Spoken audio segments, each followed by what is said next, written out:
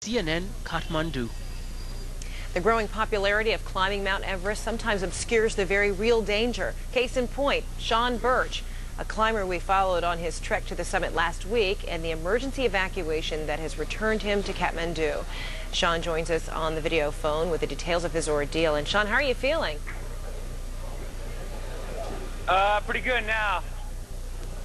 Well, this has to feel quite incredible that A, you would have accomplished getting to Mount Everest, and then falling on the very anniversary week, or very close to the anniversary week, 50 years. How significant of an accomplishment is this for you personally? Very significant. I've been dreaming about it for 8 years. I've been training for it for about 4 years. I came here by myself. I'm an independent, and it's absolutely fabulous. I've got some frostbite, but it's well worth it.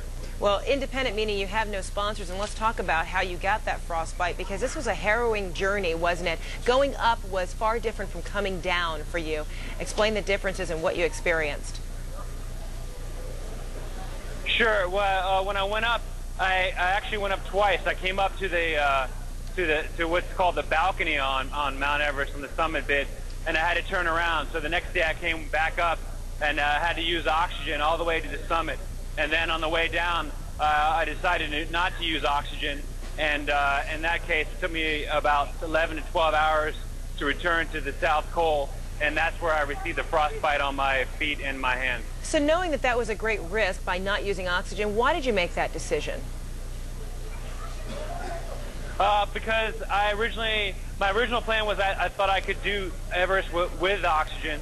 So I thought the ultimate endurance fitness challenge was to do Mount Everest without supplementary oxygen, the way Reinhold Messner did it in 1978 and 1980. So that was my original plan, but the winds were way too high and way too dangerous, and I knew if I didn't use oxygen the entire way, I probably wouldn't come back alive. And so, you know, in the midst of this climb and descent, you know, you realize the frailties of the human body. Do you feel any less satisfied given that you did have to end up using oxygen? I mean, you're only human. What's the matter with using oxygen? It's an incredibly harrowing attempt anyway.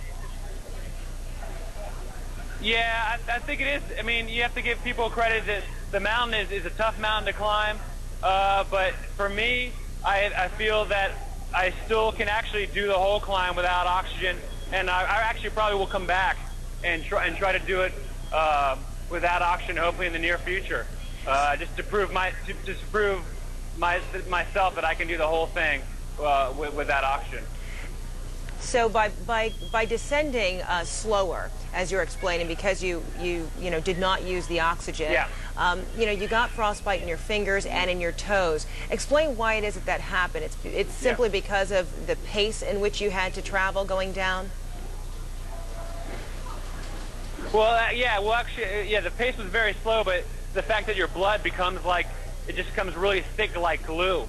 So so what it does is your heart needs all that, you know, that blood to pump to it to keep you alive. So what it does, it keeps it from the extremities.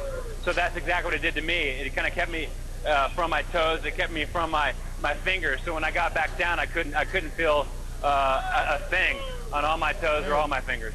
So Sean, you said you're likely to try this again because you want to try it without oxygen all the way around. Is that likely to be your next adventure? Because I know you're not done. No, yeah, exactly. No, my next adventure is going to be, I'm going to the North Pole, and I want to go to the South Pole, and then I'll probably come back to Everest as well in between that. Wow, what an appetite for challenges. Thanks very much, Sean, and good to see you, and best wishes on your recovery.